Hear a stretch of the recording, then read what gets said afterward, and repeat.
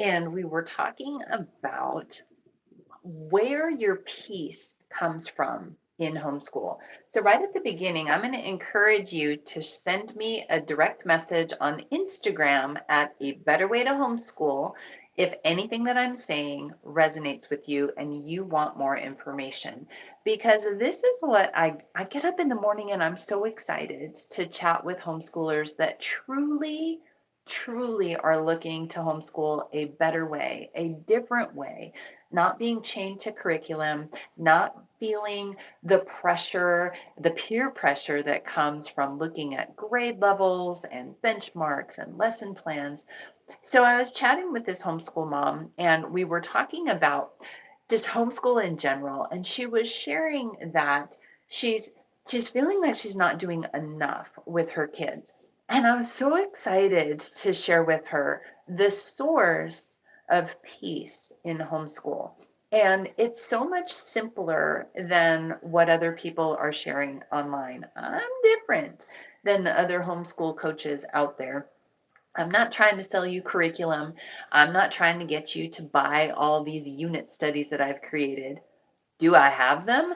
Absolutely, because I've been at this for over 2 decades now, almost 3 decades, educating and teaching and mentoring and just having all this fun figuring out the simplest way to homeschool kids, the simplest way to reach their hearts, to make connections that last, to save money, to save time, to break free from the kitchen table so that we can get out and actually live our lives. So here she is. She's a mom of three, serendipitously not that far away from where we live. And my brain's like, oh, I need to try to figure out a field trip to go visit her. She's an amazing woman, amazing mom.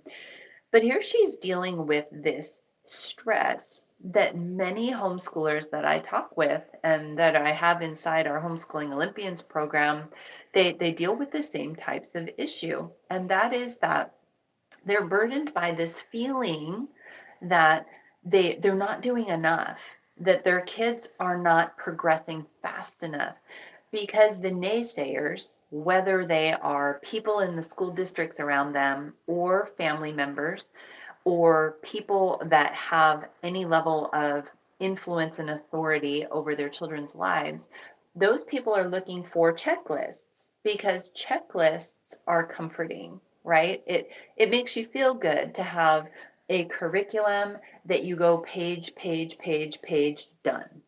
It makes you feel accomplished if you have lesson 42 written on Tuesday, and at the end of the school day on Tuesday, you can in fact declare, I've finished this lesson. It makes us feel good when we check off boxes in our lesson planners, when we complete our curriculums. But that is not where peace in homeschool comes from. Peace in homeschool comes from having the proper focus. And I was so excited to chat with this mom because by the end of our conversation, I could just watch her body language relax as she recognized, you know what, I'm doing enough with my kids. They are actually moving forward in the direction towards their goal. And I can have confidence that I am actually educating them in a way that's going to make a difference. So, shout out in the comments if you can guess before I get there. What is it that gives you actual peace in homeschool? Where is it that we measure ourselves against so that we can declare at the end of the race that we have finished the race, that we have done a good job? Because the reality is, and we'll get there, but the reality is that at the end of the day, there's no magic list that our kids need to accomplish in order for them to be successful. Instead, they need to be standing on a foundation so firm that when challenge or confusion or opportunity comes their way, that they know how to actually move toward and through it so that they can succeed in life. So again, what I am talking about, if you are interested in what I'm talking about, shoot me a direct message on Instagram, A Better Way to Homeschool. The way that we find peace in homeschool is, dun, dun, dun, ready? Drum roll. Can you guess? to have master homeschool goals. Because if you're looking at your curriculum and you're thinking, okay, success equals completion of curriculum, then you're ignoring your child, you're ignoring your life, you're ignoring your family, you're ignoring what's going on around you, and you're putting all the pressure on completing that thing. Versus if you have a master goal, so say that curriculum, the easiest one to pick on is math. Say that your math curriculum is for grade 5. So you've decided that in order to be successful this year in homeschool, your kid's going to complete grade 5 math. Well, now here is your child in the corner pouting because they don't get all the foundational concepts because they just haven't, the light bulbs haven't come on yet. So that means with every turn of the page, they become more and more confused. And then they start to fight because they don't have the ability to rationally discuss. Hey, mom, hey, Dad, I got confused like 5 lessons ago, but I'm afraid to confess that I don't have it all together. So I'm just going to pretend that I hate math at this point. The problem with having your sight set on completing curriculum equals success is that you don't see your child. Versus if you have a master homeschool goal that your children are going to master their basic math, the arithmetic, by the time they graduate high school, then you can ignore the curriculum for a minute and you can look at your child and you can say, okay, you're in about 5th grade. That puts you right about the gauntlet age of 12. And you need to have known, you need to memorize your addition, subtraction, multiplication, division, fractions, decimals, measurements, all that stuff in order to move on into the higher math later, should you so choose to become a mathematician. Well, you can then look at them and say, you know what, you're missing a few of your fundamental math facts. So let's push the curriculum aside and let's pull out some dice and play some math games. Or let's do some kind of math activities, flashcards, drills, hopscotch, inside walk chalk outside, so that we can work on those foundational math skills. When you're looking at your child versus the curriculum, you're able to rationally see, you know what, this is what we need to be working on because you're looking through the lens of your master goal. Your master goal is that they learn their basic math facts, arithmetic. So if you look at curriculum's going to tell you, do the next lesson, ace the test, move on, don't get left behind, because the curriculum provider wants you to buy the next level of curriculum. Does that make sense? So in order to find peace in homeschool, in order to secure peace in homeschool, I'm going to encourage you to do exactly what I encourage this homeschool mom to do, and that is to push all your curriculum aside and for the next few days, chew on and think about and answer this question. By the time your kids graduate high school, what is it that you want them to know? Oh, when my husband asked me that, I went, oh, that's a really good question. And I don't know the answer to that because I was crying over the curriculum because it was too much. There were too many activities, too many things. I was too outnumbered by the boys. And there was no way that I could homeschool and teach 4 different levels of curriculum at the same moment on the same day to the same crowd of people. There just wasn't enough of me to go around. But we stepped back and we set our master homeschool goals in place. And from that day forward, we were able to educate our kids through the lens of our master homeschool goals. And the reason this gives you peace is because you are able to see your child and you're able to say things like, one of our master homeschool goals is that our children are marinated in excellent literature and that they fall in love with story. So now when you're looking at your child, you're thinking, have I read to them today? Have we listened to an audiobook today? Are they falling in love with a certain series? Are they reading? Am I reading to them, with them, over them? That's a different perspective than the language arts curriculum wants them to read this story, do these reading comprehension activities and questions, and spit out something that looks like a book report at the end. One of these things is going to inspire your child to become more and more in love with writing. The other one, unless they're destined to be an English teacher, which I was destined to be a teacher. I loved the worksheets. I loved the activities. One of my kids loves the academic curriculum stuff. The other ones, not so much. The curriculum focus causes your kids to lose their sparks. It causes you to feel like a failure because when your kids aren't thriving, because you're not looking at the right thing, you think that it's you. You think it's because you can't teach it, or the curriculum's not the right curriculum, when in fact, you're just looking at the wrong thing. So take a step back and look at your family. Look at the makeup and the composition of all the different personalities, talents, abilities, etc. inside your home. And then take a few days and think about, by the time my kids graduate high school, what is it that I want them to know? Now, some people get stuck. So I'm going to share my husband and my master homeschool goals with you as a scaffolding. This is not, you do not need to have the same goals as us, but I want you to see what master homeschool goals look like, or what they sound like, so that you can go, okay, wait, that actually makes sense. And the curriculum doesn't teach you these things, because remember, there are only 3 stages of homeschool. Curriculum providers want you to think that there are more than 13, preschool all the way up through 12th grade. That's because they want to sell you 13 different levels of curriculum. That's why homeschoolers spend over $600 per year per child to educate their kids. It's just not necessary.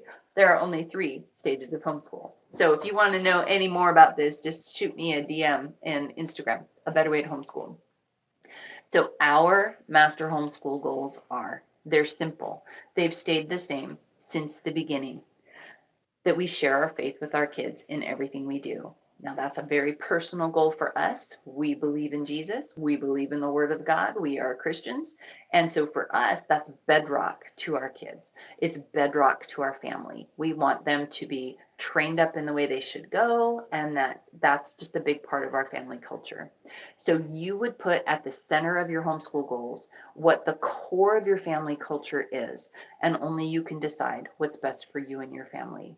Our second goal for you to think about using as a scaffolding for your own master homeschool goals is that our kids know their basic math facts by the time they graduate high school.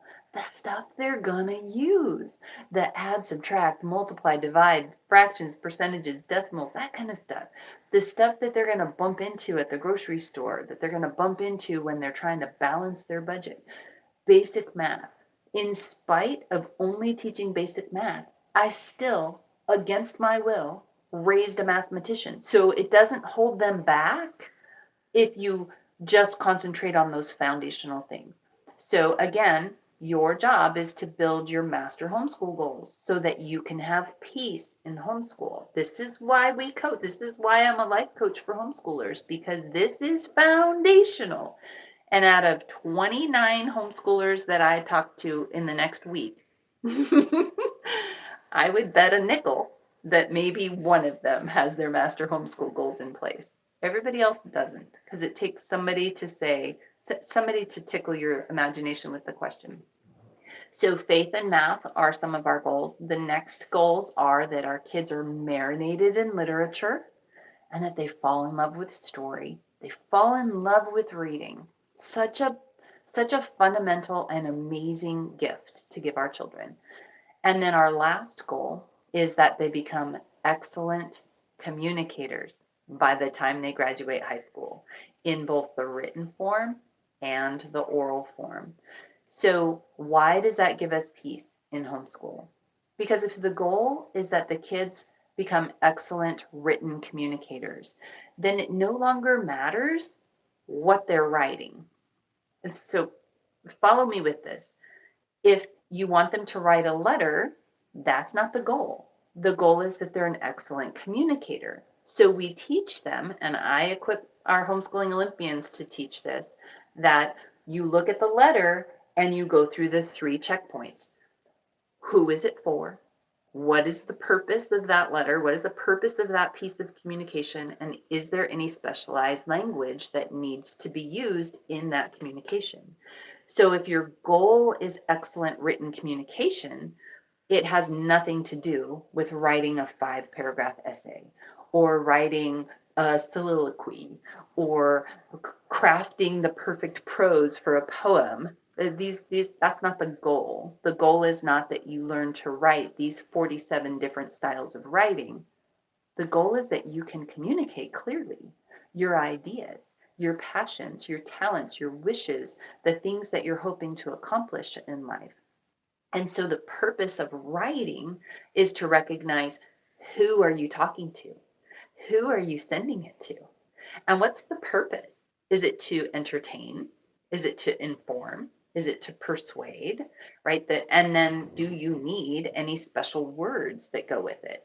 So if you're talking to a technical group of cybersecurity professionals, you're going to use different language than if you're communicating to a group of 7th graders about how to survive school lunches, right? You just tweak your language.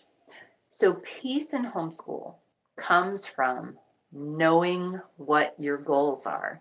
Otherwise, the curriculum becomes a slave master, and you end up buying the lie that your child is in 3rd grade today. So therefore, next year, they must be in 4th grade. And if they're not, then you are failing and they are falling behind. That is a lie. That is a lie. That is a lie. That is a lie. At the end of homeschool, what you want to have done in your homeschool career is that you want to raise up champion people, men and women that you release into the world that go on to affect change, to impact the world around them, to love on people, to serve people, to do good, to build things, create things, inspire people, right? That's the goal. And so when they leave, they need to be readers so that when they realize, wow, I don't know how to do this thing, they dive in and they dig in and they read and they devour information so they can become that expert. You want them to hit a hurdle and not give up because you've trained up their character and you've trained up their heart and their attitude so they know that one of the greatest character qualities is grit. That you don't say, I can't do it, it's too hard. Instead, you say, I can't do it yet, but with the right help and with practice, I'm going to get there, right? They need to be able to say that. That's where your peace comes from, focusing on the future adult, the 34-year-old that someday will be out there doing great things. So set your master homeschool goals, get them in place. If you don't have them in place yet and you need help, reach out in the DMs on Instagram. That's where I'm hanging out today. That's where I'm hanging out lately, is just kind of watching and having conversations with people inside. And I can help you identify your master homeschool goals. I can help you if you're struggling in a different stage of homeschool, or if you're scratching your head going, what are these stages that she keeps talking about? So anyway, that's it. I want you to enjoy peace in your homeschool journey. It's important that you know that it's attainable, that it's not just that person on Pinterest over there that can live the homeschool life of their dreams. You can actually plot a path toward living the homeschool life that you always imagined was possible.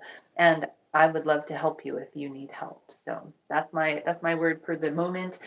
Shoot me a message on Instagram at A Better Way to Homeschool. Let me know that you like this type of content. If you have any questions, comments, or whatever, I would love to hear them below. If you know what your master homeschool goals are, share them below.